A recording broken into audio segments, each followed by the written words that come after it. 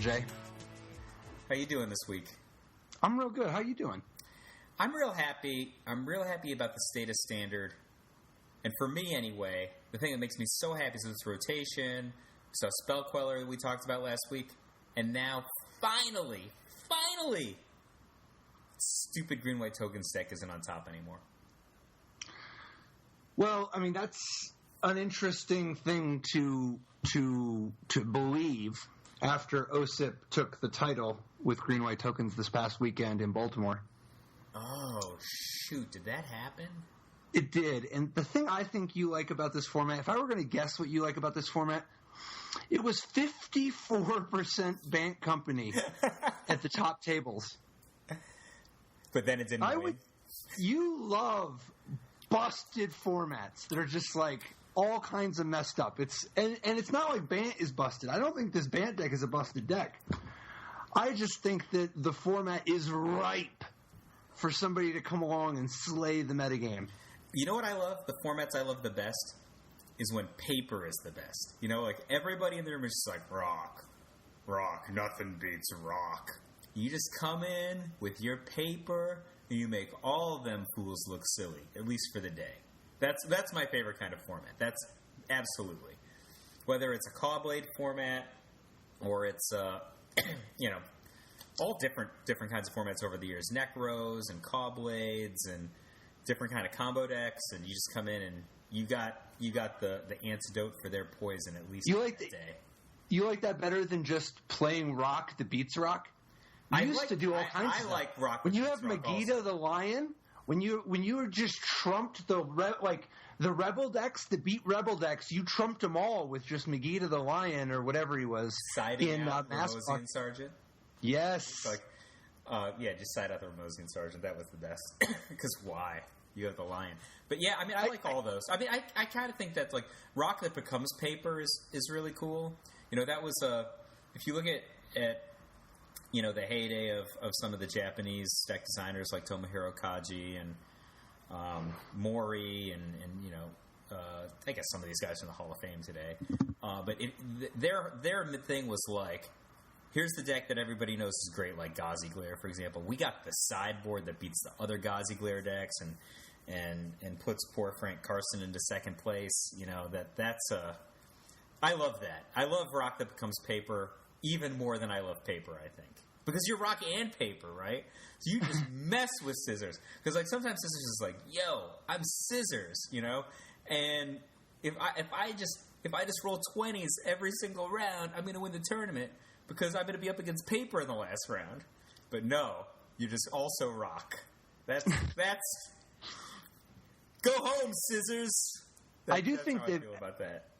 I do think that people are a little overreacting. I mean, it's been a little ridiculous how much Bank Company people have played, but I think that the weeks leading up to the Pro Tour these days, there's a lot of there are a lot of people who are playing known strategies or that are following the lead of a few people who are making strategies for these events, whereas there's a lot of technology that is that's going to be unveiled at the Pro Tour.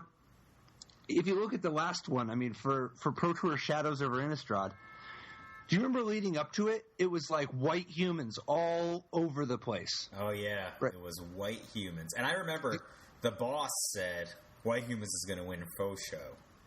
And it didn't even top 8, right? No. You know what did top 8? 8 different other decks that weren't white humans. 8 other decks! There was green-white tokens, Bant, Esper with Walkers, Esper Dragons, Black-Green Seasons Pass, Black-Green Aristocrats, Red-Green Goggles Ramp, Red-White Goggles Ramp. Red-White Goggles Eldrazi. I mean, it was so much stuff. I still love that Red-White Goggles deck. I just wish that you could play it. But the problem is it's just so bad against all the good decks. But it's cool, right?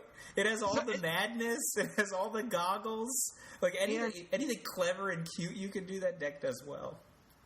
And we did end up seeing a dominant deck that season, but it sure as hell wasn't the deck from the first 2 weeks before the Pro Tour. No, it was the Pro Tour winning deck that time. It was green-white tokens, and it's back. I mean, honestly, it's a close loop. To be fair, there were all kinds of other awesome decks that came out of that Pro Tour and came after that Pro Tour, right? Tons. It was a very different kinds of Sultai, right? You got like the ultimate Grixis and Mardu. deck. Oh yeah, Grixis. I mean, there were even just red black, green white, other kinds of green white that weren't the deck that green white with Chandra's in it. Yeah. Green white with Chandra's in it. Or back to this, Osyp's playing a deck, I guess has some subtle genius and no new cards, right? There's not a single new card in this deck. Am I right with this? It depends. Technically, Aerial Valley isn't a new card, but my God, does Aerial Valley have a new lease on life? The thing is, though, Osyp's deck is even though it's only 5 cards off of some lists some people played before, it's brilliant. It's actually my God, if you're going to change 5 cards, the subtle, brilliant tweak. So last week we saw Eric Rill top 4 with an update to green-white tokens. And it was real smart what Eric Rill did. He took out the 3-cost cards like Tireless Tracker. No Tireless Trackers, no Nissa Vastwood Seers. He took out his 3-drop creatures and played with Ishkana, Graph Widow, and extra 2-drops because he wanted to just duck under Spell Queller or go over Spell Queller. And he even had a Tragic Arrogance main deck. Osyp goes a step further. Osyp's straight to 3 Tragic Arrogance's main deck. Yeah, so this is the Lion, right? So this is the Lion. Forget about any level of fair fights, right? We're not going to put out some creatures and see who has a few more tokens and get past somebody's ability to counter things that cost 4 or less with a 5. Our 5 is just like he's going to set up a full house, right? He's got the trifecta or whatever in play, and then he's going to cast this, right? He's got artifacts. He's got all manner of enchantments. He's got planeswalkers. He's going to have all kinds of creatures, whether they're token creatures or real creatures, and then he's going to sit on your face. So Tragic Arrogance is actually it is an evolution of sort of why it was that Planar Outburst was so good. Planar Outburst tore apart Bant at level 1 because the Bant deck loads up on permanents. It gets lots of permanents in play, and then if you Planar Outburst, you can just neutralize that advantage. And the nice thing about Planar Outburst is that it can't be spell quellered. The risk with Planar Outburst, of course, is that Archangel Avacyn can actually beat it. And what's more, that's a beatdown, though. Yes, and what's more, here's all my mana. What's more, last week we saw the throne go to the throne go to the first use of Selfless Spirit in Bant, which has now become very common. And the combination of Selfless Spirits and Archangel Avacyns makes it a lot harder to resolve a Planar Outburst. However, Tragic Arrogance is a step further. Tragic Arrogance involves sacrificing them all. So when you Tragic Arrogance, it doesn't matter if they have Selfless Spirit. It doesn't matter if they have Archangel Avacyn. They still can't spell queller it. They just don't have anything. Oh, they have a lot of dead things, right? Because they're all gone. Yeah, they're the kind of deck that accumulates material by transforming cardboard from hand to cardboard in play, versus Osyp's deck can accumulate material. It doesn't have to spend its cardboard, right? Like some cardboard becomes tokens or things that'll stick around, etc. And Tragic Arrogance isn't symmetrical anyway. You get to pick. So you can just say, I want to keep my Archangel Avacyn and not these tokens, right? Whereas for your opponent, you say, actually, I think I want you to keep your Reflector Mage and lose everything else. But it goes even further. Osyp breaks the symmetry, as you alluded to earlier. You can keep a Hangerback Walker. If you have like a Hangerback Walker that comes down early, you can keep your big Hangerback Walker if you want, and your Archangel Avacyn. And you can actually, now here's a cool thing, you can flip your Archangel Avacyn Tragic Arrogance can kill a token of yours. That way you can flip Archangel Avacyn and sweep the board again next turn. Yeah, that's like an aggressively good set of combinations there. I mean, because one thing that could happen is that your opponent can go Coco on your end step to try to start rebuilding. But if you have an Archangel Avacyn, it's going to flip. That's off. That's turned off. Very good defense. The use of 3 Tragic Arrogances and 4 Archangel Avacyns, I think this is something we're going to be seeing more of, is a reward for playing cards that cost 5. Normally, we wouldn't recommend playing 7 5-cost cards and just 4 4s and just 4 3s, right? Like Nissa and Gideon, this deck is just full of 1s and 2s other than jumping to 5s, right? It's all hella expensives, right? Yeah, when was the last time you saw a deck that the second most common cost was 5 in standard? I mean, that's in standard. I don't know. I think you have to look at other formats where there are just crazy incentives around either massive amounts of mana acceleration or or storm combinations, or playing around counterbalance to see something like that. So I think that Tragic Arrogance alone is already just big fan. I love it. I love what it's doing here. I think that people should play Tragic Arrogance in Abzan. They should play it in Blue-White Control. They may want to play it even in Esper Dragons. I think that you can play Tragic Arrogance in a lot of places. Mono, Big White. There's lots of good spots for Tragic Arrogance, but I think it is a heavy. I'm a believer in playing Tragic Arrogance right now. But Osyp goes even further. That's just 3 of his cards. There's 2. Remember how we talked about there's 5 pieces of technology? He's got 2 evolutionary leaps. So, spoilers. And I know this is a card near and dear to your heart. So I wanted to talk to Osyp before we did this one, but I haven't had a chance yet. But we did have a short conversation because I could just congratulate him. I'm like, hey, what's going on? Good job, etc. And Osyp is one of my very good friends in Magic the Gathering, and he even writes Preacher recaps for Fetchland. But he said that Evolutionary Leap was the card. That was his short commentary to me on his deck. It's just like he said the card was absurd for him. And yeah, I mean, this is something you've been advocating since the printing of the card, but it's actually even better positioned than ever. Like it's still the same great card draw engine with all your tokens.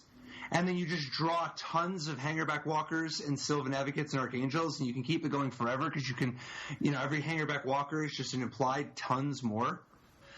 It's actually super, super sick right now because Archangel Avacyn's flip is better than ever. And so the fact that you can flash down an Archangel Avacyn on your opponent's, like at the end of your opponent's turn, sacrifice a Hangerback Walker, or not even a Hangerback Walker. Sacrifice something. Sacrifice anything. Sacrifice a token. Untap, sweep the board. This is a lot of board control for a token deck. Yeah, so I think that there are a couple of things that are just super interesting that stick out to me about this. Number one, in a way, we're talking like let's go 12 months in the past, August of 2015. Isn't this just the full circle on Brian Kibler's deck from Pro Tour Vancouver? It's a green-white deck with Evolutionary Leap, Tragic Arrogance, and Hangerback Walker access, even if they weren't all in the main deck. I think that's kind of cool. Brian Kibler? Or Sam Black's green-white? No, Brian Kibler's green-white. Because Sam Black played Hangerback Walker and Evolutionary Leap and Gideon. And Kibler played in Vancouver. He played that. I know, same with Sam Black. Deck. No, Sam played the red deck. I played Sam's deck. In Vancouver? In Vancouver. He played the red deck. I played the red deck. Am I thinking of Milwaukee? So, in Milwaukee, he played the Wingmate Rock deck, right? Wingmate Rock, Elvish Visionary. He had a lot of those cards. But I think green white. No, I think that was like green white tokens. Anyway, keep going. So Brian Kibler's Megamorph deck. Kibler had most of these cards in the sideboard, though. the cards we're talking about. He had the Megamorph deck, but he had Evolutionary Leap, Hangerback Walker, and Tragic Arrogance, I believe, in the sideboard. But anyway, point being, this is the full circle of all these cards that, I guess, did they all come out of Magic Origins? Yeah, I mean, Evolutionary Leap, Hangerback Walker, and Tragic Arrogance are all in cards. Yes. So I think that's kind of cool. The other thing is that I think is really interesting about Osyp's build in particular. We said that he moved 5 cards. He only has 1 Westvale Abbey. Did you notice that? Oh, yeah. Yeah, I didn't notice that until actually just now looking at this. I would have asked him about it. It's because he wants to fuel the Evolutionary Leaps even harder. He loves Leap in this deck. He told me that was the defining thing in the second. You know, I'm hoping good for him. Get a chance to talk to him more about this because I'm obviously so happy for him. Osyp is this interesting player. He was one of the greatest deck designers of his day, which it's about 10 years ago. He was just top of the world deck designer and a Pro Tour champion, right? You know, multiple Pro Tour top 8s, and he was one of those guys who I think, in hindsight, mistakenly did this thing, right? Where he's like, "Look, I'm qualified for every Pro Tour." You know, basically, one of the top stars of American Magic. I think I'll just skip some Pro Tours, right? Especially Japanese Pro Tours. I can't justify going to them. And then at some point, he's just not qualified anymore. And so the current generation of players, they don't realize that was like one of the big stars of the Pro Tour 10 years ago. And when I got back, it was like Mark Herberholz, Luis, Paul Chion, and Osyp, and it's like that he's a strong player. So, and the thing it's tough for him is like he hasn't been. And it's not really fair to say because he's not going to every event, right? So Osyp's engaged. He's got a career that he's largely focusing on. Plus, he just has to spend a lot of his time hanging out with PNAPs. That he moved in across the hall from PNAPs. But he just hasn't been able to get back steadily onto the Pro Tour yet. So I swear, it's like watching like Gossip Girls or something to like hear.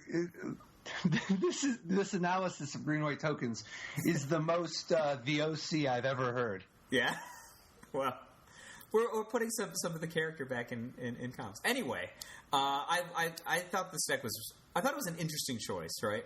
I didn't see the same genius with Tragic Arrogance initially that you pointed out, and I totally see it now. It's just so awesome in a format that's dominated by Banned Company.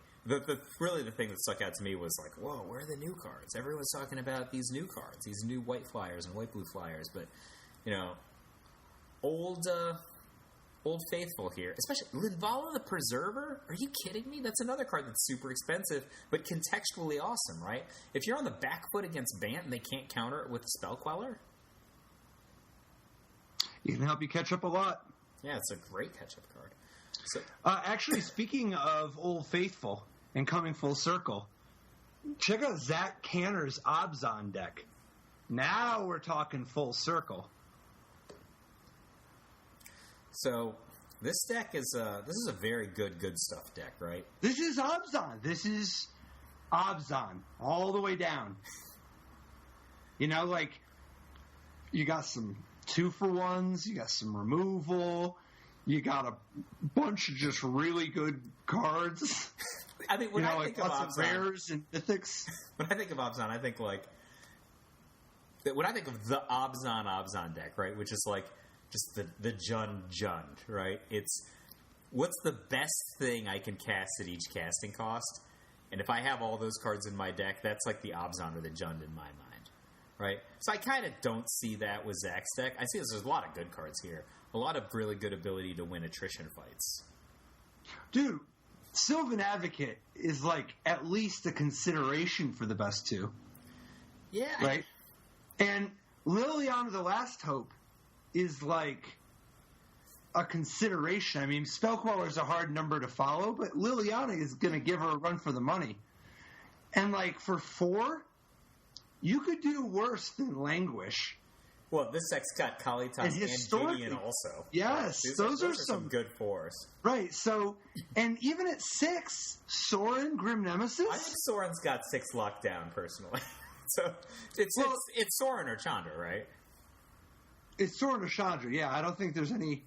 I mean, for 5, you could say, well, he's missing his Archangel Avacyn's. or but he does, Tragic Arrogances. But he has Tragic Arrogance in the sideboard, and he has Ishkana Graph Widow in the sideboard. He's got seasons past. I have respect for that. Yes. Respect. Yes. Yeah, so this is a deck with 10 Planeswalkers main deck. 3 Liliana the Last Hope, 4 Gideon Ally of Zendikar, 1 Ob Nixilis Reignited, and 2 Stormgrim Nemesis. So he's got 10 main deck walkers, which help fuel a nice pair of Oath of Lilianas. Oath of Liliana. I did notice his Oath game is much tighter than Ali Antrazi's Oath game from last week, I would say. That's having Oath of Liliana has really come into its own. And this is just the start of it. We're going to see some other Oath of Liliana decks. So you claimed he has 10 Planeswalkers, but he actually has 12 triggers, right? Nissa Vastwood Seer will still trigger. Yes. Very good call. Want to flip on that. So, and 4 Oath of Nissas means you help find and draw and play your Planeswalkers more often. It absolutely does. You know, when you say this is like the Abzan, I guess if I step back and I look at, say, like, the deck that you worked on for Pro Tour Vancouver last year, Matt Sperling used to make Platinum, this is, like, very much like a Patrick Chapin take on that kind of Abzan, right? Like, you've got 2 Nissa Vastwood Seers. This is the Abzan that somebody who will sit back and enjoy a snifter of brandy for an hour would play, right? Right, like this I don't even know what that is. Is that just John Finkel? That's what John Finkel. Well, John Finkel would also do that. But he's not really an Abzan guy. Like, if you think of like the attitude of the Abzan players in late summer last year, a lot of those guys were just slinging death dealers at each other, right? And like, here come a Fleece Mane Lion, right? That was what Abzan was to a lot of people. Or even the beatdown Abzan decks had hangerback walkers for a while. But your deck, the style that you had, is like, well, I think we're going to have a non-4 number of Den Protectors, a non-4 number of Nissas. We're going to drag this out in a certain way. We're going to set people up. We've got these key cards that are going to be played only at certain times of the game. But then you do these flexible off-book things. Like, the first time I saw Matt just run a naked Den Protector to block a red 1 or 2 drop, I was just like, whoa. That is the most obvious thing in the world that the average player would never consider doing. Right? You know what I mean, right? The first, I was just like, Matt on camera said, boom, second turn Den Protector, because. And then it was just going to absorb a Zergo or something, right? And that was like, your cards were like more than the words that were printed on the cardboard. And to me, that's like kind of, you got this layer. I mean, we say words, we joke about nicknames, and this is the next level of this, or this is an innovation. Really, there was more than what was on the cardboard in the modalities and the utilization of some of these cards, in shifting contexts. And because of that, you have the ability to win games that a more straightforward deck, or a deck that has maybe more efficient or more powerful or whatever, more streamlined numbers wouldn't be able to do. That's respect, man. No, I mean, I don't know about this whole streamline thing. When I think Abzan, I think of 4 Elspeths, 4 Fleece Mane Lions, 4 Courser of Krufix, 4 Sylvan, or whatever the 0/3 that taps for a mana.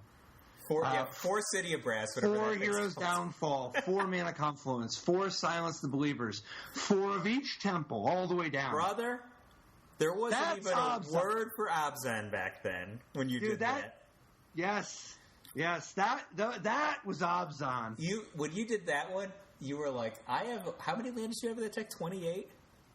Lands? 26. 26? But everyone else had 24. All the way down, except 2 1-ofs, because there's 26 land. It's 30 mana because there's 4 of the 0/3. Sylvan Caryatid. What was the mean land in that top 8? It was like 25.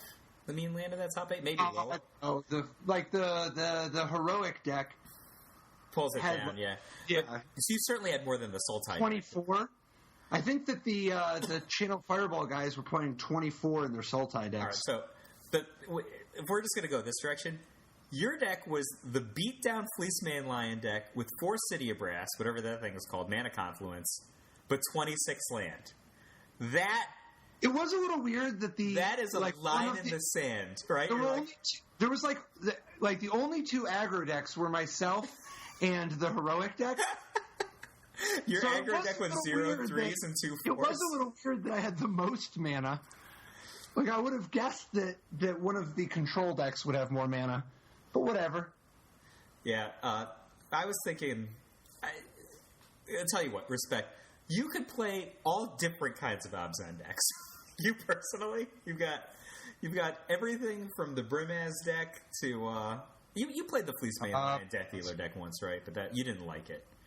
It wasn't in your bones. Anyway, let's get back to Zach Canner's deck. I think this deck. So tell me about this. We talked a little bit about this last week. 1 Ruinous Path, 1 Anguished Unmaking, 2 Oath of Liliana. Talk to me about these 3s. Well, I mean, I think that you're kind of glutted at 3 traditionally with these kind of decks because, like, there's also 3 Liliana the Last Hope and 2 Nissa Vastwood Seer. And that's to say nothing of morphing Den Protector, right? So, like, it's always a struggle because there's so many good 3s. I think that Oath of Liliana, once you have 10 Planeswalkers, Oath of Liliana is real good, but diminishing returns to be sure. So I think 2 is a real good number. You like drawing it, you don't need it, but you get much diminished utility out of the second copy, just because, like, the second one is just an edict, you know? No, the second one's awesome. No, it's just an edict. It's a awesome. Legendary. No, that's not awesome. A 3-mana edict in a format full of tokens? No, I think you when you play Oath of Liliana, you are really counting on the 2/2 zombies. Oh, yeah, for sure. I still think it's awesome. I mean, it's not that bad. It's a 3-mana edict. I wouldn't really be into a 3-mana edict. I mean, it's not like we're playing Foul Tongue Invocation in a deck with no dragons. I mean, granted, Zach only does this a little bit because he's only got 1 Tragic Arrogance and it's in the sideboard. But, you know, jamming up all these oaths, right, gives him Tragic Arrogance, fuel, reset, ability to asymmetrically affect the board.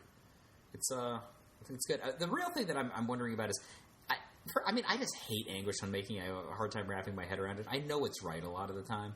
The thing that I have attention on is, like, really, is the first Anguish Unmaking better than the second Ruinous Path most of the time? So you do get extra utility. Remember, this is a deck that goes long sometimes. And you mill yourself a bunch from Liliana. Not a bunch, but a little bit. So, like, having access to an extra... Like, having access to the option. Like, for instance, if you just have 2 Ruinous Paths in your graveyard, you don't have as much versatility for your Den Protector as you would if you had 1 Anguish Unmaking and 1 Ruinous Path. Additionally, if you draw 1 of each, they give you advantages. Like, if your life total is low, then you can just break towards the Ruinous Path. If you don't have the black mana, you can break towards the Anguish Unmaking. If you are in a spot of having 2, if you draw 2 Anguish Unmakings, the 3 life starts to add up more. But if you have 2 Ruinous Paths, the fact that the raw sorcery speed starts to hurt you a little bit more against all these instant speed Archangel Avacons. I don't know. I do think I would play more than just 1 Ruinous Path, 1 Anguish Unmaking. But I found that in general, in these white-black X decks, my first 2 are 1 Anguish Unmaking and 1 Ruinous Path. Yeah. If I've got room for 2, the 1-1 split is more common than 2-0 either way. Oh, for me, I'm much more likely to go second Ruinous Path, but maybe that's just a blind spot. There's a lot more flash than there used to be. It's super nice to be able to do stuff like kill an Elder Deep Fiend by surprise. Maybe but the stock on Ultimate price is just way down, huh? It's lower. It's pretty low, but I think that I think it's actually going to experience a resurgence at the Pro Tour. Like, look at all these decks, man. Like this deck. I would love to Ultimate price this deck. They've got Sylvan Advocate, Kalidas, and Nissa. Yeah, but the problem is, of all the new cards in the new set that are good, a lot of them are Ultimate price proof. I think that's part of the trick. Dude, but I don't know, man. Look at the green-white token deck that Osyp played.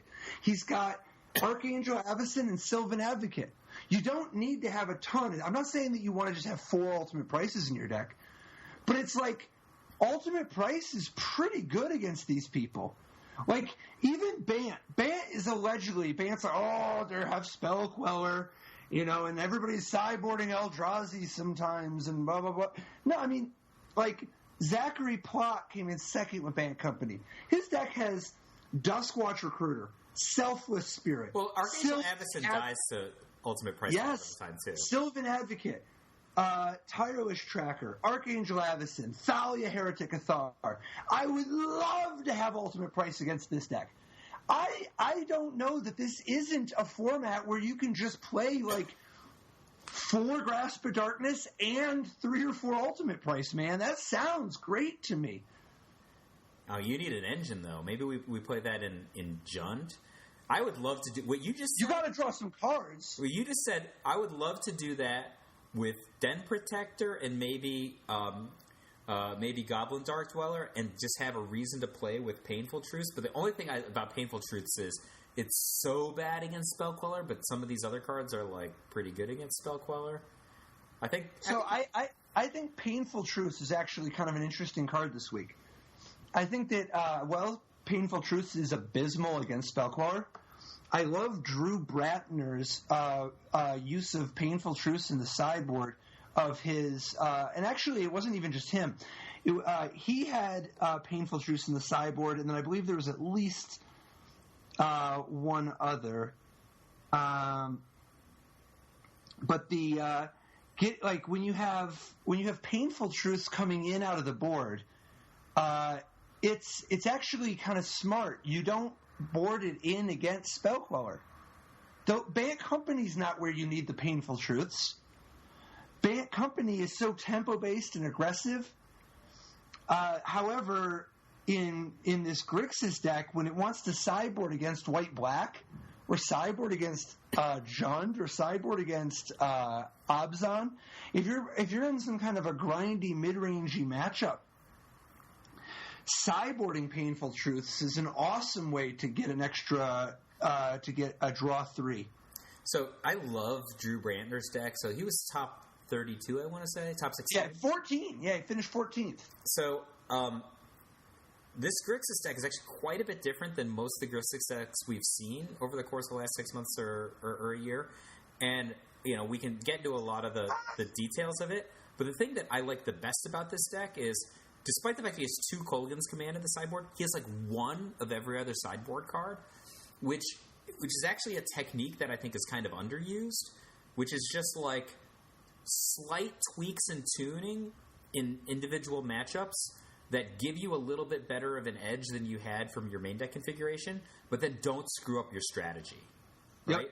And that's like, there are all different schools of sideboarding, and a lot of the different schools have value and are defensible. But like, one of the big mistakes that folks have a fair amount of the time is they have too many sideboard cards for some matchups and not enough for other matchups. Like, this kind of a sideboard strategy, most of these cards are pretty good in a lot of different situations, but you can easily see, like, let's say Drew were playing against another control deck, taking out just a generic removal card and then putting in a Dispel or Duress, that's an obvious tweak that's going to make him a little bit better against a control deck without disrupting, the core ability to do like cheap exchanges with Jace, right? Actually promote his ability to do cheap exchanges with Jace.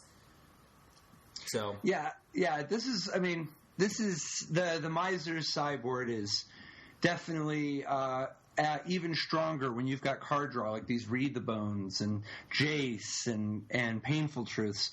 But it doesn't just have to be things you can get back with your Goblin Dark Dweller. It's just having a diverse mix of options and ways to tune your deck. So what about Galvanic Bombardment X4, 0 Fiery Impulse main deck or sideboard? Well, if you're going to play Galvanic Bombardment, I really think you should play. It should be X4, sure. Now that said, I don't hate the use of. I generally think Fiery Impulse is a better card than Galvanic Bombardment, because I think that obviously when you're doing it for one, if it's the first thing you're doing, like Fiery Impulse is just as good as Galvanic Bombardment, but sometimes gets turned on to do 3 more often early. Like, if you only draw one Fiery Impulse, you can still make it do 3 damage. Yep. If you draw 2 Fiery Impulses, it's trivial to make the second one do 3 damage. And the Galvanic Bombardment has finally caught up to the second Fiery Impulse, but you're still behind on the first one. It's not until the third Galvanic Bombardment that you're really ahead. And I think that you have to really be valuing doing 4. Now, that said, I think that Drew really wanted to have some answers to Archangel Avacyn. Additionally, and this is an important one, Galvanic Bombardment works well with Jace Vryn's Prodigy. You can loot away the weak one and power up the strong one. You know, like when you have, it's the same thing with Take Inventory. When you draw the first one, you're normally the price of Galvanic Bombardment or Take Inventory is that you have to cast a weak one in order for the other ones to be powered up. Jace lets you skip that part and go straight to the good stuff. Similar effects from stuff like Chandra's card drawing ability, which is a thing in this deck. So, what's your take on Michael Lehman's Esper Starfield deck? Speaking of Painful Truths, places where Painful Truths would be good. If you are playing against a deck like this, you would love to have Painful Truths. This is a Starfield of Nyx control deck. Now, we've seen Starfield of Nyx decks in the past that are a little more combo/lockouty, board control, if you will. This one actually uses Starfield of Nyx as a legit card draw engine. It's got a much lower enchantment count than a lot of Starfield of Nyx decks, but it relies on the fact that Oath of Jace and Oath of Liliana legend rule and go to the graveyard over and over and over again, so they get a trigger every turn. They can Edict you every turn, or they can Oath of Jace and draw 3, discard 2 extra every turn. And then perhaps even more enticing, or more kind of a new dimension anyway, Lunar Force. I mean, it gives them a way to get counterspells back. To me, this is what the entire deck is about, right? So if you've got Starfield of Nyx going, you just play Lunar Force. This is like a flipped, not Tameo, which is the Arayo, right? Like, you're basically putting the opponent into an Arayo situation where if you've got like a Lunar Force anywhere and a Starfield of Nyx, that they basically get locked out of a spell per turn. And if, God forbid, you have multiple Lunar Force, right? Well, that doesn't really work very well. You sacrifice all of them. Oh. You mostly just want the one. Okay, well, the one is still sweet. Yes, you can get them on Arayo. You can build your own Arayo flip so that it becomes very, very hard for them to keep up. Part of the thing that's tricky, though, is that you can also edict them every turn. And unlike Arayo, where if they don't play anything, you aren't doing anything either, the Starfield of Nyx is actually progressing your game. See, if they play into your Arayo, you can still just get the Lunar Force back next turn. Yeah. However, if they try to take the turn off, then just get back an Oath of Jace. Draw 3, discard 2.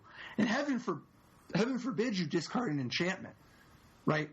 So that you can actually just cheat it into play with Starfield of Nyx next turn. On that note, if you have multiple Starfield of Nyx, this isn't a legendary enchantment, right? So you could have 2 in play. Like, that's potentially a big game, right? Oh, yeah. And keep in mind, you're edicting your opponent every turn. You're getting back any extra enchantment removal spells. You're getting back Lunar Force if you need. You're also just getting to Oath of Jace multiple times. I mean, Oath of Jace will rip through your deck so fast. And then your opponent is not going to be able to take this for too long, because eventually you're just going to be like, well, I have a Starfield of Nyx, an Oath of Jace, an Oath of Liliana, a Silk Wrap, and a Stasis Snare. And you just attack for – that's 16 right there. If you had a second Starfield of Nyx, that's 21.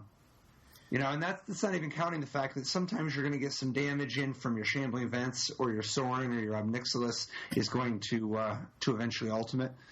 But even if you just set up the Starfield of Nyx, kill, which you will eventually, you can draw a lot of cards in the meantime.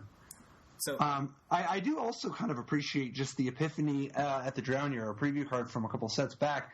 Epiphany at the Drown Yard is kind of another way it's another card draw to kind of break open attrition-y sort of battles, but it's of particular value when you have Starfield in mix, because even if you make, you split the piles up, and it doesn't matter if they give you a pile that doesn't have the enchantment you want, you'll just get the enchantment back anyway. Yeah. So I think this deck is just gorgeously positioned for a Bant company dominated, expectation of the field. A couple of reasons. Number one, a lot of its key cards, and a lot of its like end game sort of cards, Ob Nixilis, Sorin, certainly Starfield of Nyx. Again, we see this Ishkanah sort of Tragic Arrogance thing where they're outside of Spellqueller range. And then early in the game, you're playing cards like Oath of Jace or Oath of Liliana. I think that a fair number of opponents are just like, am I really going to interact with this card at this point? You've got great cleanup cards like Languish, fast interaction cards. You can keep the opponent off of just killing you, and then you just get to this point where your fatty boom booms are hitting, and they're 5+, so they're not getting Spellquellered. But the subtle thing is, there's no real creatures in this deck. So you're way less vulnerable to opponent interaction, right? This deck is way less bad against cards like Reflector Mage and the new Thalia, right? The new Thalia actually messes up people who are trying to interact with you if you're trying to interact with permanents. But these permanents work just fine. Yeah, other than Evolving Wild, the rest of your deck is very just does not care. Yeah, it's I think that's such a subtle advantage, right? So they've got this thing which is oftentimes a bomb, but in this case, it's just kind of like a 3/2, and then you're just building to this. This must be a wonderful end game. That's just my imagination. Now, I actually think this past weekend, if you're going to do this, I think this past weekend was the weekend to do it. I think Tragic Arrogance is going to be everywhere, and I think that Tragic Arrogance, the card, really messes this deck up something fierce. Oh yeah, it's basically a Tranquility, right? Right, you get to keep. So it's not like they get to keep their Starfield in Nyx. You get to choose what they keep.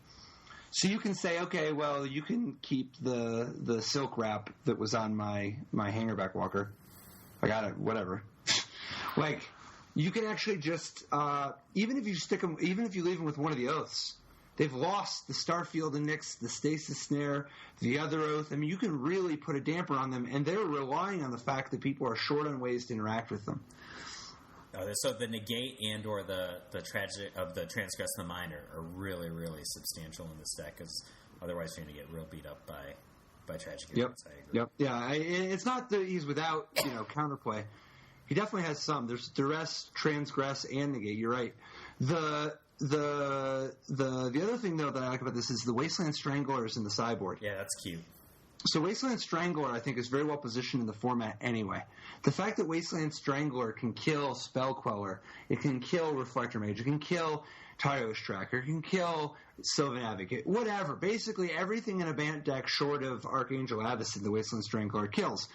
And by having no creatures in his main deck, people are not going to be able to just kill it as easily. Now, it's still going to die to a Dromoka's Command sometimes. But Dromoka's Command is already going to be awesome against the enchantment deck. The thing that he's already got ways to exile. He's got Silk Grab, Stasis Snare, Anguished Unmaking. There's plenty here. Transgress the Mind. There's plenty of exile effects. But there's actually a little bit more to this that I think he could be doing. I actually think this might be a spot for Eldrazi Displacer. You'd have to tweak the mana base a little. Right now he's got 4 Evolving Wilds and a Caves of Koilos. If he added a Wastes, that's up to 6 already. And it would not be hard to squeeze a few more Caves of Koilos into this deck. But Eldrazi Displacer, I think, is one of the keys to this format. And obviously Eldrazi Displacer plus Wasteland Strangler is a combo that we've seen. But I think that to really get a good picture, take a look at Dan Jessup's mono-white Eldrazi Displacer deck. Now, this is basically a white-black mid-range deck, but he cut the black removal for colorless and white removal. And he just didn't have enough big threats because of he's like, okay, well, I've got Gideon, I've got Archangel Avacyn, but then he just, instead of relying on, stuff like Obnixilis or Sorin, he's just like, well, I'll Eldrazi Displacer harder, and I'll be slightly more aggressive with stuff like Thraben Inspector and Selfless Spirit. He's got 4 Spatial Contortion and 4 Declaration in Stone. Notice, 0 Silk Wrap, 0 Stasis Snare. He wants to be completely enchantment free so that he doesn't get hit by Dromoka's Command as hard. And I mean, you gotta love Spatial Contortion, right? Like, I know you absolutely. Do. And he's already going to be supporting the Carlos mana anyway, because he wants to be Eldrazi Displacing. Now, why is this such a key Eldrazi Displacer deck? You look at it and you're like, well, Eldrazi Displacer to try to get advantage from Knight of the White Orchid is a little ambitious. Eldrazi Displacer on Archangel Avacyn is good, but known. Eldrazi Displacer with Thraben Inspector, I love where your heart's at, but that's a little bit slow for what it's a little slow. I mean, it's fine. You do it sometimes, but it's not really plan A or B. I mean, you got some cute blocking options there, right? That's very cute. Eldrazi Displacer is unbelievable in the format right now. When you it's not just that people are playing Hangerback Walkers again, and Eldrazi Displacer wrecks Hangerback Walker. It's also, and obviously Eldrazi Displacer rips apart tokens, and it breaks open against these Bant decks. It was already good, just dominating their board. And they're short on removal. But it was already capable of just dominating their board. It has unbelievable applications against Spellqueller. So it's much better than you might be thinking on the surface until you walk through it and really appreciate what goes on here, because Spellqueller has 2 different triggers. Yeah. So when you have if you just play out you play out your Selfless Spirit and your opponent Spellquellers it. When you Eldrazi Displacer your Spellqueller, their Spellqueller, it goes away and then comes back. And when it comes back, there are no spells on the stack, so its ability fizzles. Then its ability to make you play a Selfless Spirit goes off, and you play it, and it's just in play for free. So you can just negate, you can free all of your things that are strangled from Spellqueller. You're never going to be hit by a Spellqueller again as long as you have an Eldrazi Displacer. But there's more. You can actually use your opponent's Spellqueller against them to lock them out. When your opponent has a Spellqueller in play, Spellqueller's counter ability is not optional. So when your opponent if your opponent tries to just cast a Collected Company, you go, I'll blink your Spellqueller. What would you like to counter?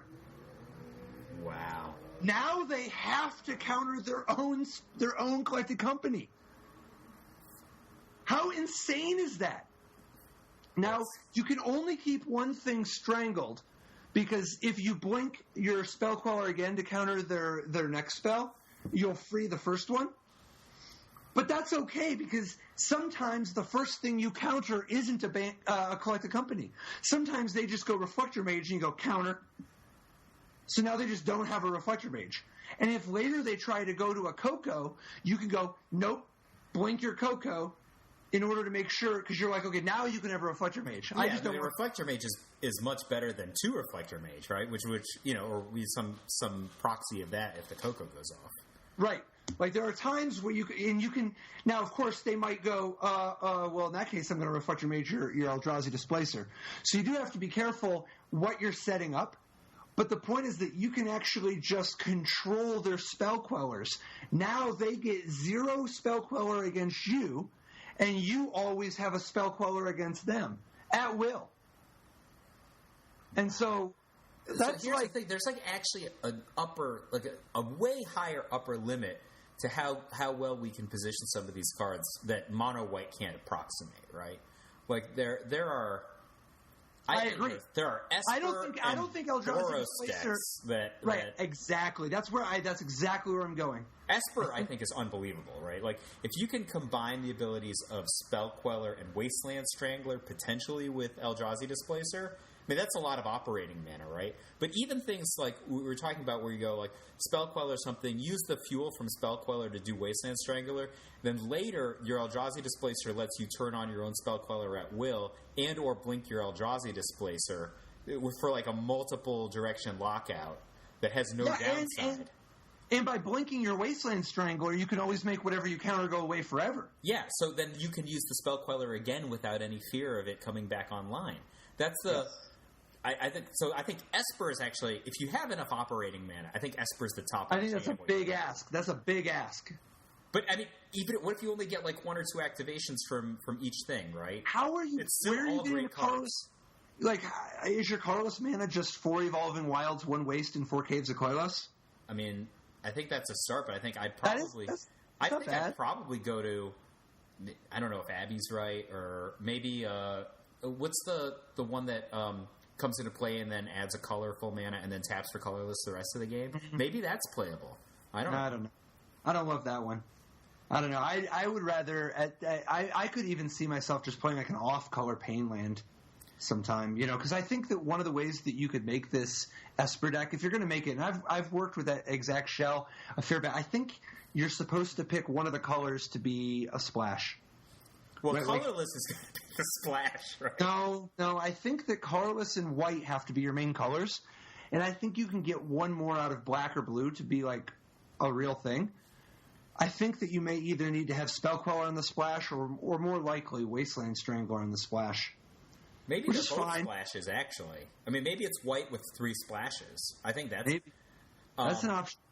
So, but like, the thing is, I think that you want to have spatial contortion if you're going to be like heavy white and colorless. Like, you need to have some instant speed removal, and I think spatial contortion is just so good. I mean, I would love to live in the world where we can just grasp the darkness, but I just don't see how we can make that. You're not grasping darkness in a 4-color deck, right? That's, right. I mean, we're counting colorless for the purpose of this. So, and I wouldn't want to play spatial contortion off of 9 colorless sources, so I think you need to have a bit more. But there's definitely some space here, right? Oh, yeah. But the other thing is that mid-range Boros can probably take advantage of Eldrazi Displacer in much the same way, because you have cards that are inside of Spell Queller vulnerability, and there are a lot of just like superficial places that that Bant has Boros covered. But the thing is that you have so much point removal. Like, if you've just got some fiery impulses, right? You just turn your stuff back on, and then you just long game them with Eldrazi Displacer, right? They can't beat you if you start blinking Goblin Dark Dwellers, right? It's over for them, right? They have to kill you well before you get to that point. And the first Goblin Dark Dwellers is going to resolve. So, and in Boros, you can play Hallowed Moonlight.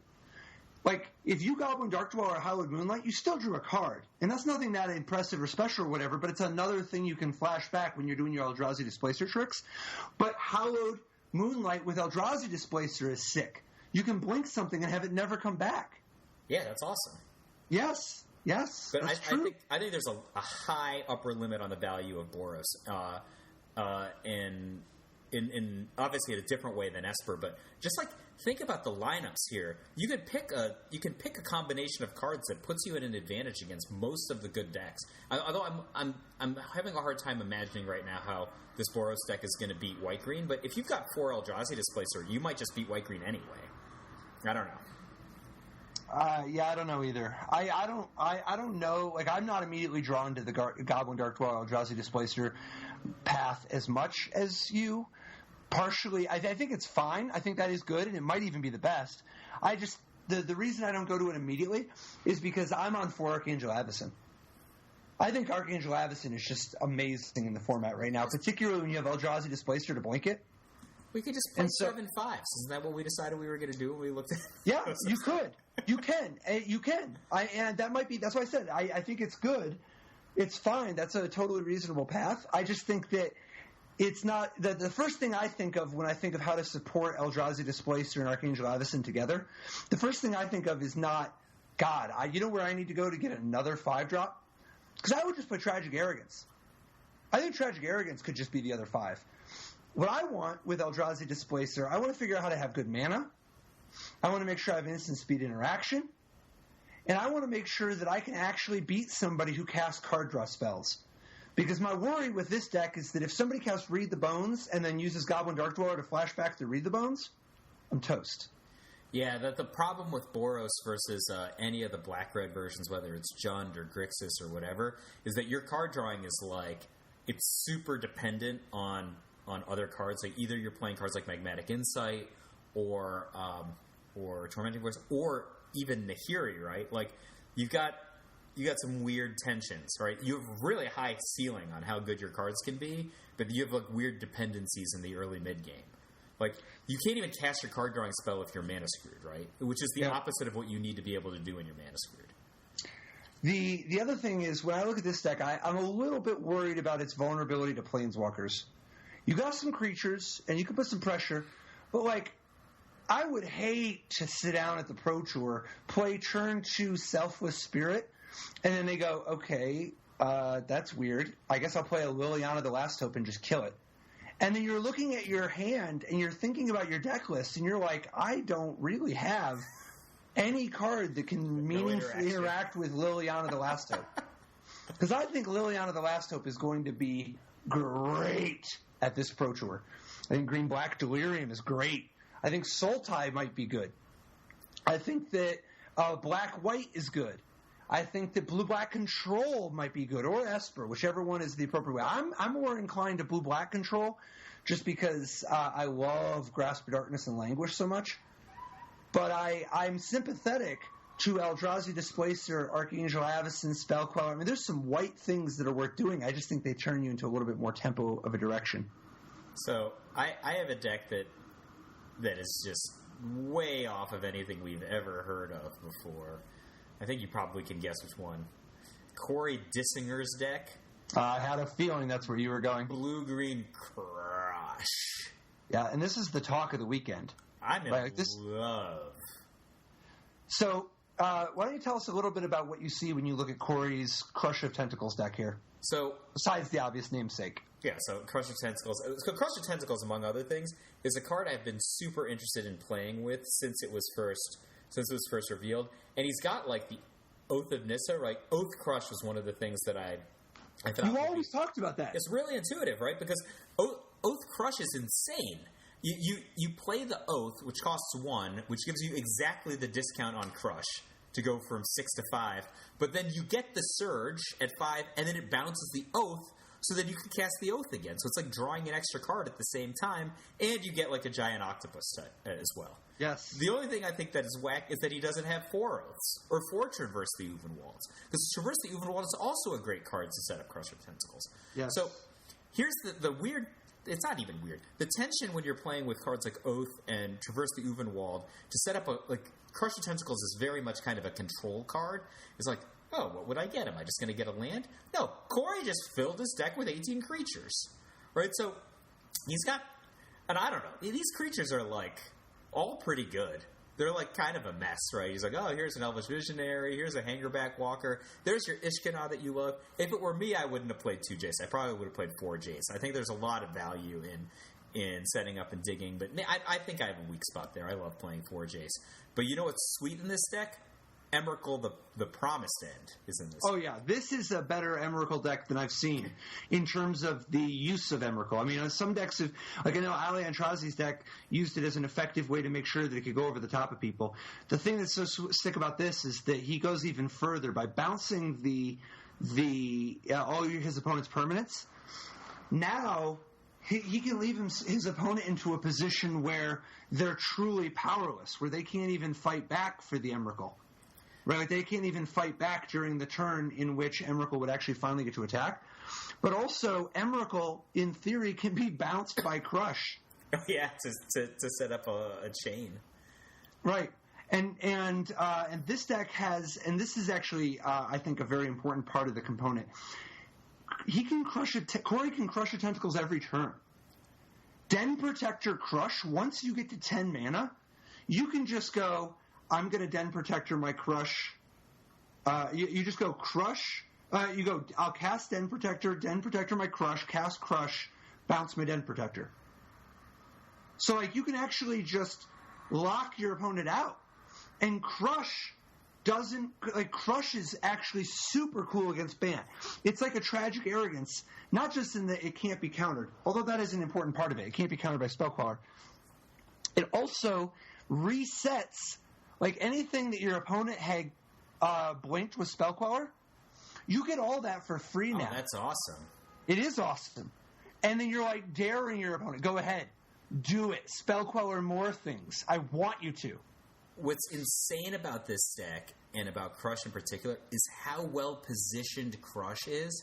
It beats Rock and Paper, right? So Osyp's deck, we talked about at the beginning, the tournament winning deck, is a deck that just lays all different kinds of material out, right? It lays out enchantments, artifacts, planeswalkers, whatever. It's not a card like Planar Outburst that only kills all the creatures. Crush indiscriminately sets the opponent back by a ton of mana and leaves you an 8/8. I think that's an important thing. Like, people will superficially say, well, I'm getting the cards back, I can recast them. Yeah, but you're going to be under the pressure of at least one 8/8, and you've got to replay your thing. Like, how many 5 casting cost permanents are you going to be able to replace onto the board per turn, right? It's like 1. So I think that's the positioning on this card is really, really interesting. If I were to do this, I think I would have probably chosen more focus on the creatures. What do you think? Do you like the Misers configuration? No, some of these creatures I like. Some of them are kind of random. So, I like one Emrakul, the Promised End. Oh, I like that too. Yep. The only thing I don't like about one Ishkana Graf Widow is that it's not more. It's not 2, yeah. But at least he has a second one on his board. The one Void Grafter, I don't know. I could believe it. Like, I could imagine one being a reasonable amount of Void Grafter. I don't know that you need it, but I could imagine. It's way too interactive in this. Like, this deck is not... When you Void Grafter in, like, some of these other decks, like, so when Bant plays it, you're just countering a removal spell or something, it's because you cared that they removed your creature, right? This deck doesn't care about that. This is an over-the-top deck. Some of the games are just going to be like ramping up card advantage with Oath of Nissa and Nissa's Pilgrimage and then just demolishing somebody with Crush of Tentacles. So it's a little random, but he does need some early defense. I mean, this deck is going to get run over. And a 2/4 flash creature for 3 is like a very real way to protect yourself. Additionally, is 4 Noose Constrictor, no Sylvan Advocate. That's weird, in my opinion. That is weird. But Noose Constrictor is an underrated card anyway. I think we're going to start seeing Noose Constrictor in a lot more decks. But actually, on the note of Void Grafter, I think that one of the things going on here is that Elvish Visionary, Den Protector, Void Grafter, Ishkana Graf Widow, Nissa, Vastwood Seer, these are all creatures with comes into play abilities. The Crush of Tentacles, getting to reset them, is a very real thing. Oh, that's a big game. And I have trouble totally buying that one Elvish Visionary is like the magical right amount. You're not really traversing the Ulven Wild to go find it. And maybe you just, as it turns out, happen to just want exactly one. I don't know. I'm skeptical. The one Hangerback Walker, I could believe it. It's a little surprising that it's 1 instead of 2, but, like, I believe. Because, like, you do want an artifact for your Emrakul. One is sort of surprising number. Totally see, like, if you wanted to go sideboards, like, there's a bunch of different strategies that you could take for different kinds of opponents, right? Corey decided to play a bunch of counterspells against mid-range and control decks, right? And then also the creature sideboard playing, but that's a separate part. No, but that's different, right? Like, I think that there's some decks where you're just like, I'm going to play an attrition game based on counterspells, and I'm just going to get my counterspells back with Den Protector, something along these lines. He has a Hangerback Walker. He could easily have gone the different direction, creature's direction, and go like Evolving Wilds Hangerback Walker. That makes sense in this deck also, right? He didn't go in that direction, but that's an option. Also, it helps you dig to your Emrakul if you go in that direction. Evolving Wilds Hangerback Walker? Not Evolutionary Leap Hangerback Walker. Sorry. Oh, I see. Yeah. I think you go in a different direction, but I could totally see that, particularly since he's already got these Death Mist Raptors in his sideboard. Yeah, that's actually awesome. Yeah, when you have 4 Den Protector, 4 Death Mist Raptor, particularly when you have stuff like Kiora, Master of Deaths, who Kiora is a great way to find your Emrakul and set it up so that it's cheap. She's a planeswalker, which you need that type for Emrakul, and she digs hard. She fills your graveyard with all kinds of different types of permanents, and he's got them all. He's got enchantments, artifacts, sorceries, instants, creatures, everything, right?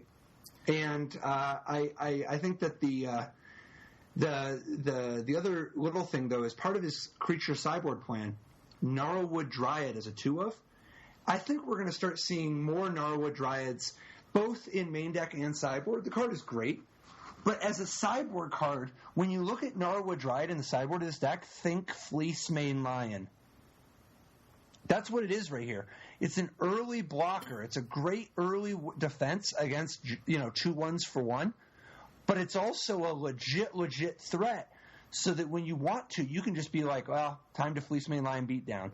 Between these new Constrictors, Death Mist Raptors, Gnarlwood Dryads, we're going to give somebody some beatdowns. It's also just randomly a 1 casting cost card that can help you set up Crush of Tentacles in certain games.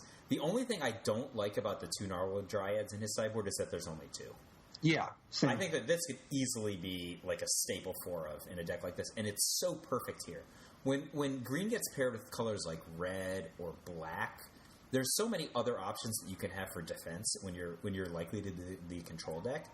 But Corey's he's going to be the control deck a fair amount of the time, despite the fact that he's got 18 creatures, and it's just it's just awesome against 2/1s. It's awesome against any random bear that people play.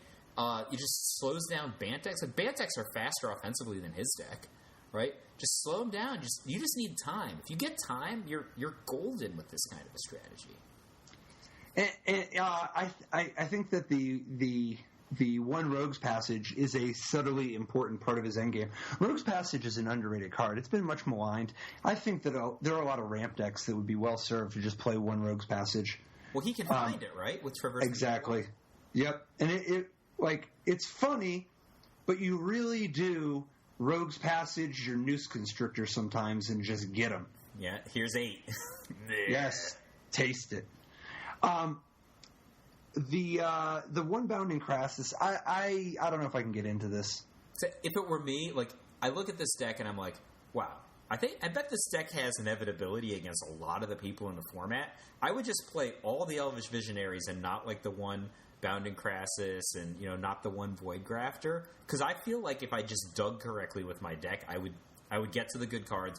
Elvish Visionary is a great speed bump anyway, and just get to the. You just want to leap. I know you. I do want to leap, obviously, right? But I don't even know if I need to leap main deck. Oh, here's a question: how many Clash of Wills did you guys play in Milwaukee in your Esper deck? I forget, 2 or 3. I love the one. I think 3. Yeah, but I love the 1+1 Clash of Wills. It's it just keeps you honest. There's just the one. Just you keep them wondering. I love that. I love it. I love it as the mind game. Sometimes you have 2, sometimes you have none, because it's so out of character for the rest of the deck. If you think about the 1-ofs in this deck, if you compare the 1 Bounding Crassus and the 1 Clash of Wills, I love the Clash of Wills.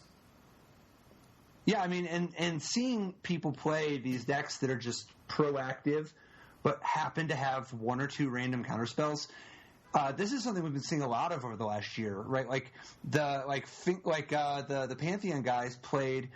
I think did they have 1 negate, 1 dispel, or just 2 dispels, or just there were a lot of times where those various Jeskai and Dark Jeskai decks just had 1 or 2 counterspells in them. Yeah, I've had. Outside of Ojutai's command, but that's sort of a separate thing. Conversations with Reed Duke before where I don't even understand it. Right? I mean, not because he's not intelligent, but because I don't have the mental tools to get it. He will just say things like, well, it's obvious that this kind of deck only wants 2 or 3 counterspells. And I'll be like, why is that obvious?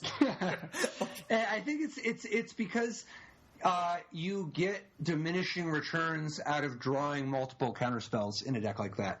And they are disproportionately valuable when they are the rarity. Yeah, so that your opponent can't reasonably play around them. Yeah, he'll just be 5 counterspells is just too many. You never want that many. And I was, why wouldn't I? I feel like countering targets.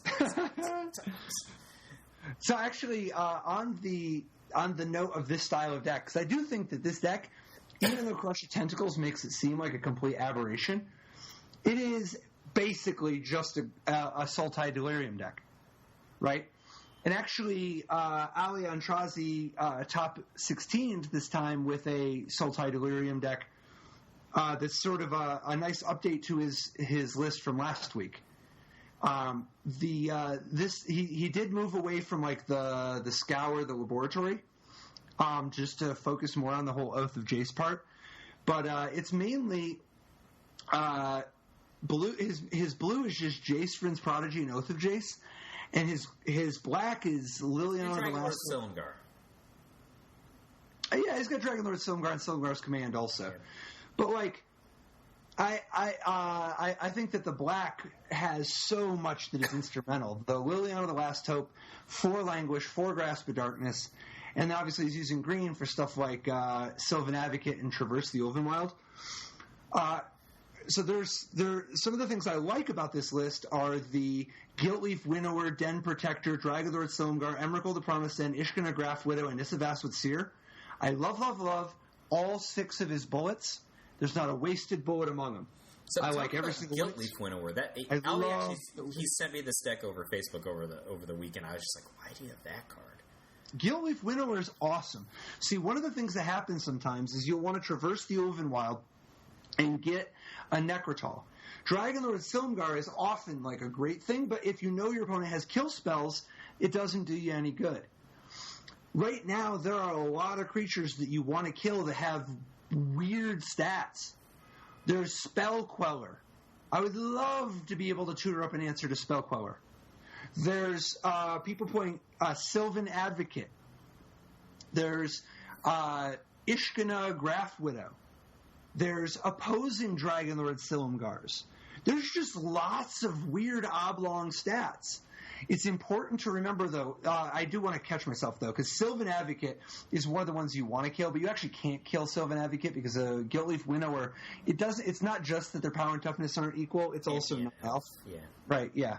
So Sylvan Advocate, would love to kill that one, can't get that one. But the rest of them, I mean, there's so many different weird combinations of stats. And sometimes you'll just randomly do things like catch a Jace, Vryn's Prodigy that's summoning sick. But something that is important to note is the interaction between Liliana the Last Hope and Guiltleaf Winnower. If you have a Liliana the Last Hope in play, as long as the creature's not an elf, you can actually kill any of them. Oh, you can make it uneven. Right. You can start out even. Right. Because, like, if their stats are currently the same, Liliana will make them different unless it's a 1/1, and then she'll just make it dead. Like, the interaction there, that's so much versatility.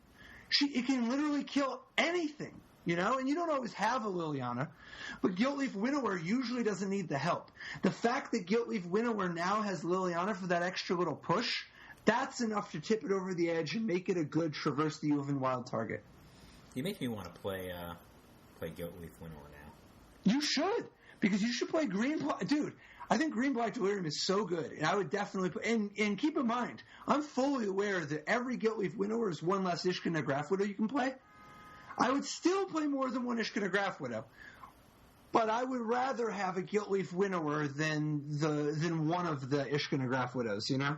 I was even thinking the Esper strategy that we were talking about before, maybe black is the center color, right? And then you can Eldrazi Displacer your Guiltleaf Winnower to get it on. Oh, yeah, over and over again. But go, what if you had Liliana the Last Hope, Ob Nixilis, Guiltleaf Winnower, and of course the black for Wasteland Strangler on that, and that the white and the blue, I mean, it's weird to have double splash for cards like Spell Queller or potentially Reflector Mage, but I think that black as the center color might be an interesting way to go. It's something to think about. It's worth noting that Jace, Vryn's Prodigy, when it flips, is another way to turn on your Guiltleaf Winnower. Obviously, you can't just count on having a flip Jace. It's like, wow, nice life that you just have a flip Jace. But you do flip a Jace sometimes. Like, that is another thing you can do. I mean, yes. That is a thing that you would want to do. Another thing that I like about this one is staying true to 4 Grasp of Darkness, 4 Languish. The thing that I am not a fan of is not doing the same for Liliana the Last Hope. I think that if your deck, if it's not right to play more than 2 Liliana the Last Hopes, I would change my deck until it is. I think Liliana the Last Hope is a messed up Magic card. I think we are really, really, really... And plus, it works great with Grasp of Darkness and Languish. It's all just like... That's just all good stuff. And obviously, the Liliana the Last Hope plays into the whole Emrakul Delirium thing.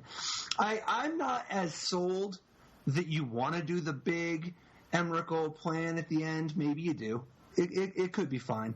It does make the traverses have kind of a nice threatening, like there's this inevitability. But I'm not 100% sure that that's really better than just Norwood Dryading and being more aggressive. I think they're different, right? Like those are very, very different paths. Because, like, I think that Hedron Archive is like, it's like, okay, well, I need to enable Emrakul. Oh, with the Jace, okay, well, I need to enable Emrakul. And it's like, I'm not as sure that you need to enable Emrakul that hard. I kind of just would love to just play even more good cards, like Norwood Dryad and more Lilianas, but I don't know. I do think that 2 Traverse the Oven Wilds is not enough. I think that once you've gone to the trouble of having this beautiful selection of tutor targets, and you're going to get Delirium so easily, I want to be traversing the Oven Wild regularly. You don't need 26 land when you have 4 Traverse the Oven Wild. So if you're going to add 4 Traverse if you're going to add 2 more Traverse, you could cut 1 land and 1 spell. Well, it's not just that, right? He's got Traverse is virtual land as long as you get green, but he's also got Nissa and Jace, which are early game land setup cards, right? Right. And, I mean, Hedron Archive is not early game, but it's more mana.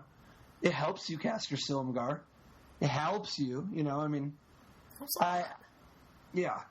It helps you cast your Languish and then Jace in the same turn. And I also am a little uneasy about 0, like, murder type of stuff. It could be okay. I mean, 4 Grasp of Darkness and 4... I'd rather have Grasp of Darkness. That's a start, and that maybe is enough. And maybe, the fact that he's got Aerial Volley and Murder in his sideboard, that's something. I really, really, really, really respect Bant Company. And I think that this deck doesn't hate on Bant Company hard enough yet.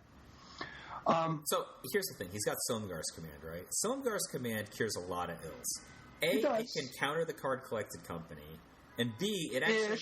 Ish. I mean, you would probably, take out a Stray Reflector Mage or something at the same time, right? But that's one. But then the other thing that it does is actually it's like a fake Wrath, like a very fake Wrath, but it very does, fake, definitely, very fake, but it is kind of a Wrath.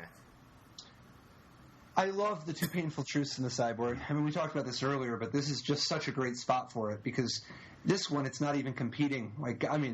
It's one thing to play Painful Truths in a Goblin Dark Dweller Grixis deck, but here, Painful Truths is just head and shoulders above what Read the Bones would do.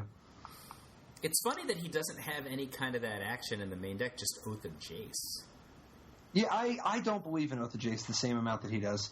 I would rather have more Liliana action. I also just don't want to walk my Oath of Jace into a Spell Queller. I just think that's the wrong way. I'm actually just not real sure what the Oath of Jace is doing for us. Is it really just to set up Emrakul? Yeah. That's not good enough. No, it's not. I think that the Oath of Jace is not good. And I think that the Hedron Archive, you have to really believe in Emrakul hard for Hedron Archive to make sense to me in this deck. I really, really, really, really, I love the creatures. Love the Grasp of Darkness Languish. Hedron Archive, Oath of Jace. I think we're trying too hard. I'd rather just be more Liliana and more Traverse the Oven Wild. And just something's got to go on. You got to tweak the mana base a little. I mean, I like 6 creature lands with Sylvan Advocate. I'm in for that. But this mana base has, there's way too much black mana. And it's awkward. You're going to have so much of your lane come into play tapped, and it's annoying. And I get that that's part of why there's only 2 Traverse the Elven Wilds instead of more, is that it's more tap lands. But, like this deck has 20 lands that produce black. Right? Like, literal 20. I mean, you don't need 20 lands to produce black when you also have Traverse the Elven Wilds. Is it crazy to just go cut Dragonlord Silumgar, cut Silumgar's command, cut all those things that have the word Jace on them, replace it with 2 more Traverse the Elven Wilds, and then some like just regular card drawing or creature removal? Is that crazy? Or even like you're saying just play green-black? Yeah, just straight green-black. But yeah, you could just play Gnarlwood Dryad. Gnarlwood Dryad is better than almost... Like, Gnarlwood Dryad is an absurd card. I think that this deck wants, like, Terrarion if we go that direction. It's like... No, Terrarion is some garbage. Dude, I don't like Terrarion, man. I don't want my... That's so much worse than a tap land. You're losing a mana like a tap land, but you also wait for, like, 2 turns for a card that you can use. I want to get an artifact, though. Play Hangerback Walker if you want.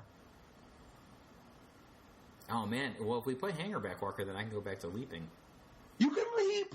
Leap would be fine. Leaping is drawing some cards. Dude, I would Leap with Ishkana Graph Widow if you wanted. I could be in for that. We could Leap with that and then like a second Nissa? Maybe even more? I don't know, man. We're drawing cards now. I don't know why you want to go so slow, though. I could see Leap in the board, but the thing is that I really think that you just have not resolved very many Gnarlwood Dryads. I think that you will be a believer. I also think that Liliana the Last Hope is going to do some serious work. Now, I think that if you just lean into Languish, that takes you down an evolutionary leap path, and that could be the way to do it. I'm not sure. That's the fork in the road, really. Right? Like, are you more Gnarlwood Dryad or are you more Languish? Maybe you could be both, but that would be weird. I mean, I think that even if we're talking about removing the blue portion that makes this deck Sultai control, I think that working from Ollie's shell, which includes cards like Guiltleaf Winnower and Emrakul, that we have to be more Languish side, right? And if you're Languish side, then I would lean more into Ishkana Graph Widow and Mindrack Demon. I do like that Sylvan Advocate and Dragonlord Silumgar already lived through it, and obviously what you really want to do is just be setting up Emrakul anyway. But even though Ishkana's spiders die, it's not trivial that Ishkana lives, and if you played Mindrack Demon is like a great way to play into Languish. I think it might be just a bad time to play Mindrack Demon, though. I mean, it's a good card, but like, I am just so hesitant to want to play a bunch of main phase 3 and 4 cast and cost spells, which is my real complaint with these Oath of Jaces and Hedron archives. It's like, is that really what we want to do? Like, I want to play with cards that advance the board that cost 1 or 2 or 5 or 6. You know, I want to give 3 and 4 a miss as much as I can. If I'm going to play a card that costs 3, I want it to be, like, completely messed up, like Liliana the freaking Last Hope. Yeah, I think that we can actually create shells that don't have anything there, right? That, like, it's really just 1 or 2s and then they skip to 5. Maybe barring cards like Liliana. I think Eldrazi displays her for me. Dude, Oath of Jace is an enchantment. If you want an enchantment, you can play the Deadweight. Deadweight is, like, totally legit. How about Oath of Nissa? Oath of Nissa? I'm not into it. You know how often you're going to miss with an Oath of Nissa in this deck? Never? A lot? I don't know. I mean, sorry. I mean, he's got lands, 26 lands, right? 14 creatures. Not never, but... And he's got some planeswalkers. He's not going to miss very often. Dude, how much of this stuff are you going to play? When I say miss, I'm talking about he can't get business all the time. Oh, I see what you're saying. So you're like... He can get a land a lot of the time. He's going to get a card. It's not going to make you happy. I understand what you're saying. Yeah, exactly. You've already got... This deck has like 16 lands that are going to come into play tapped early on. And I think that going to 2 colors is the way. I think you're right. Okay, if you go to 2 colors... giving us nothing. If you go to 2 colors, you can play Oath of Nissa if you want. You can do that. That's fine. I just think that with 3 colors, it's too much dirtling. You're spending too much mana. You're going to end up flooded, and also because it won't be able to get business often enough, but then also your mana is going to be completely wonky just because you're not going to be able to to curve out at all. Can we get a Kalitas in that main deck then? That's the... Maybe. The problem with Kalitas is that it's still just a card that costs 4 that you play during your main phase. But I do like it. It is a good card. I think you could totally reasonably play a Kalitas main deck. It's not the most the most desirable card in the Grasp of Darkness metagame, but in the Spatial Contortion metagame it fares well. Yeah, I don't think that we're going to actually see a Spatial Contortion metagame for the Pro Tour, do you? I think the card's going to be popular. I think it's got to get more popular than it's been, right? We've seen at least one deck that's making giving it the old college try to make it a thing, but it's not either the Ultimate Price or the Grasp of Darkness position yet. That's my take. I disagree. I think the Grasp of Darkness and Spatial Contortion are just so good against Bant Company. I think that you need to have some... I don't disagree. I'm just saying Spatial Contortion isn't there yet. It's not the metagame. When I meant the Spatial Contortion metagame, I meant people playing 3s. People playing Spatial Contortion, Draconic Roar, Incendiary Flow, any amount of 3. I feel like they should be doing more of that. I think we're going to see a resurgence of things like Draconic Roar and Incendiary Flow at the Pro Tour itself. Even though Incendiary Flow as a sorcery is less good against the Spellcaller, I think this metagame is so warped. People are just not playing the right types of interaction, the right types of removal. For instance, I can't tell you how many people I see just playing random Silk Wraps and Stasis Snares in their deck. It's one thing if you're playing a Starfield and Nyx deck, where that ship has sailed. The playing around Dromoka's Command, it's over for that. But to just play with some Stasis Snares and Silk Wraps in your deck when over half the room is playing Dromoka's Command is crazy. You got to have a Death Wish. Canceling the card, right? Right, and they get it for free every single time. And I keep seeing people just playing these black-white decks, and they just have Silk Wraps and Stasis Snares. And I get that they want to set up Wasteland Strangler, and I get that Wasteland Strangler is good in the format. I just think that way is a trap. That way lay madness. It's not time for that. All right. Blue-White Spirits is even more egregious. The people who just play Silk Wrap in their Blue-White Spirits deck, oh my god, dude. You have a Blue-White Spirit deck with just 4 Reflector Mage and just 4 Silk Wrap? Is that the worst thing you could do? Oh. Blue-White Spirits, the only ground guy you've got is the admittedly awesome Reflector Mage. No, there's one way you can make it worse. Yeah? Have your only card draw before take inventory. Just sorcery speed and a card drawer that relies on you drawing lots of other cards to try to make sure that it becomes super good. I think that and I've seen people do that. I see people do that a fair bit, but I think that we're going to see a very, very different metagame this upcoming week. I do want to highlight real quick, though, Jim Davis's Eldrazi Displacer resurgence in Bant Company. What do you think about that? Well, Jim was one of the first guys to put Bant Company really on the map. He won one of the original Opens with Bant Company way back 1 season ago, right? Yep. So he's also a Resurgence of Tireless tracker, right? So back up to 3 for him, where we saw a lower number of Tireless trackers last week.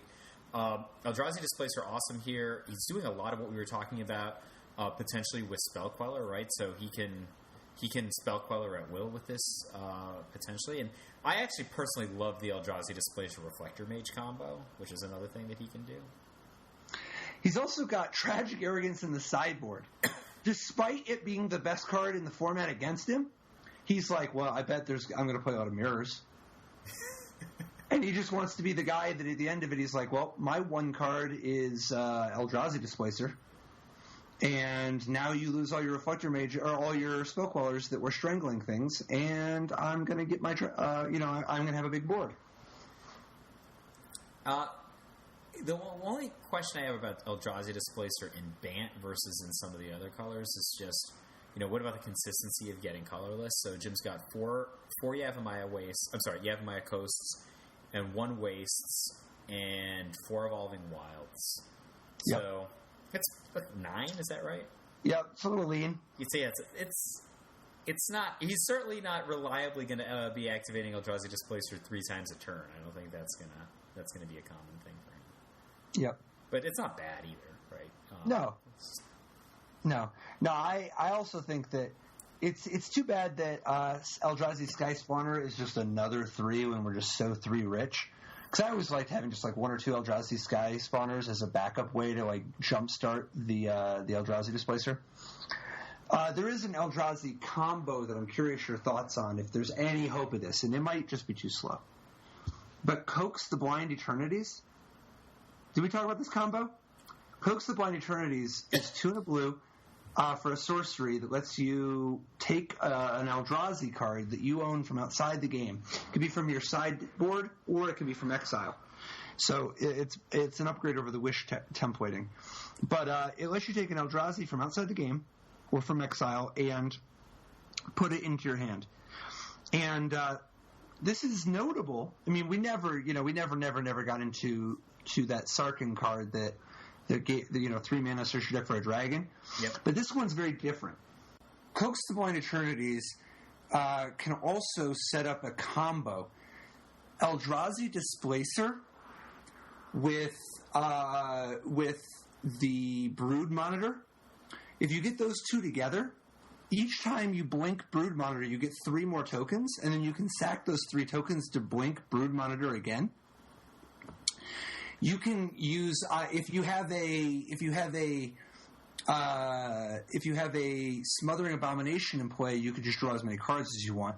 But I actually think it's more effective to play the black-red Flare Drone. It's a 1 black-red for a 3/1 first strike. Whenever a colorless creature enters the battlefield under your control, your opponent loses a life. And this might sound a little funny because you're like, well, wait, Eldrazi Displacer is white. Brood Monitor is green. Coax the Blind Eternities is blue. The first thing you jump to is a black-red gold card. But, I think that you can actually play, once you're playing a 5-color Eldrazi combo deck. Yeah, so Corrupted Crossroads is another. It produces a colorless and make a mana of any color, and you take a damage if you're using it to cast a spell at the void. You can use Corrupted Crossroads, Evolving Wilds, maybe Traverse the Woven Wild. I mean, there's a lot of different options, but I think you could actually play a 5-color Eldrazi combo deck, and if you get, you might also incidentally just be able to play with random cards like. The ally that's 1 and a black for a 1/1.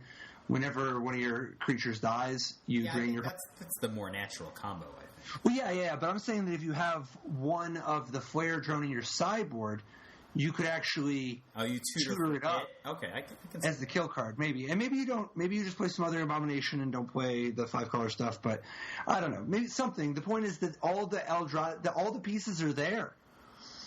And it strikes me as a little too slow, but there's a few things going on there that might warrant a second look. Anyway, man, I would be playing green black this weekend, I think, but I don't know. What do you like? What do you think is going to do well besides Band? Because I think Band Company's definitely going to do well. I love that Crush deck. I think it's exciting. Yeah, I mean some version of it. I think that the Traverse, that the Oath, that the cheap green creatures, the Crush, I think it's got a real interesting mid to late capability that just going to go over the top of people who are doing the expected things. That's what I see. You like that more than Eldrazi Displacer, huh? I would have put you on Eldrazi Displacing. Yeah, I mean, Crush is so much. Well, actually, straight up an Eldrazi Displacer is going to eat an 8/8, right? But yeah. And so's a Reflector Mage, by the way. Yeah, but I think that the Crush deck's got some other potential natural advantages. If we go in a direction we're evolving out Hangerback Walkers or streamlining the number of Elvish Visionaries and stuff, I think there's something there. And to me, it's the most. It's so your opponent spends all his turns and time. And just think about how tough it can be to bust through a whole bunch of 0-1 plant tokens.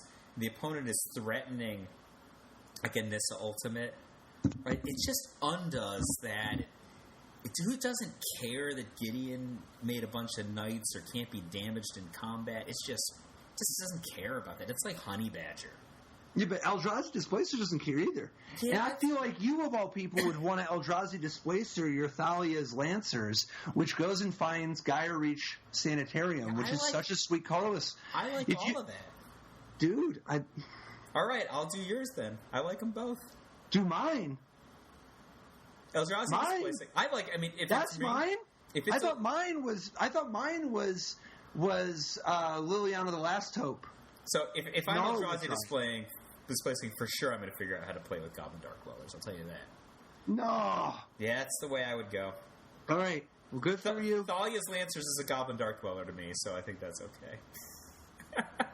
I respect that. I respect that. All right, man. So let's just before we sign off, just let people know where they can find us. Absolutely, and also, God, I guess at the time of the airing of this, the Pro Tour is basically right about to start. So it'll only minutes before the Pro Tour kicks off because of time zones. But make sure to check us out at Top Level Podcast. Obviously, the Top Level Podcast page on Facebook. We're at Top Level Podcast on Twitter. Top Level Podcast on Patreon. Top Level, all that. You know, our thing, Top Level. So, major thank you to everybody sending in feedback and thoughts and hitting us up on these places and supporting us. Who are you cheering for this weekend? You got one person to cheer for. Who are you gonna pick? Oh man. One person? One. You only get one. Eric Froelich. Eric Froelich. I'm cheering for Landy Ho. All right. Well, then I'm cheering for. I'm also cheering for Paul Rietzel. I tricked you. I'm also getting William Jensen, getting Paul Rietzel, and getting Luis Scott Vargas.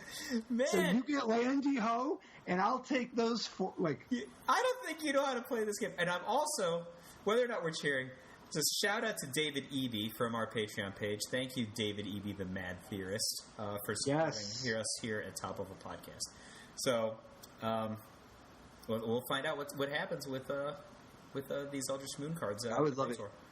I would love it. The top 8's just like Josh Shutterlayton, Landy Ho, Paul Rietzel, Owen Turtenwald, just Eric Froelich. Can I get a John Finkel?